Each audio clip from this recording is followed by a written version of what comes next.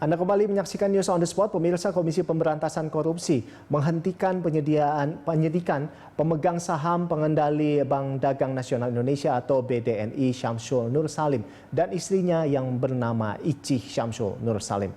Syamsul Nur Salim dan Icih merupakan tersangka dalam kasus korupsi bantuan likuiditas Bank Indonesia (BLPI). Adapun kerugian negara dalam kasus tersebut mencapai 4,58 triliun rupiah.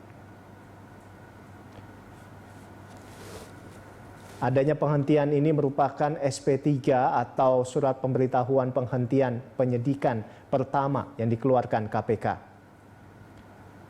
Wakil Ketua KPK Alexander Marwata menyatakan SP3 diterbitkan karena kasus BLBI tidak memenuhi adanya unsur penyelenggara negara sebab mantan Kepala BPPN Syafruddin Temenggung telah divonis bebas di tingkat kasasi MA pada 2019 lalu.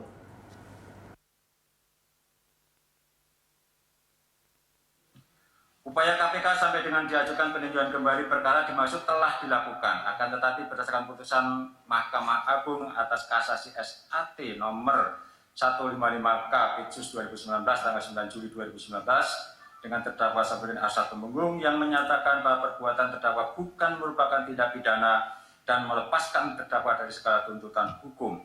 Maka KPK meminta pendapat dan keterangan ahli hukum pidana yang pada pokoknya disimpulkan bahwa tidak ada upaya hukum lain yang dapat ditempuh KPK.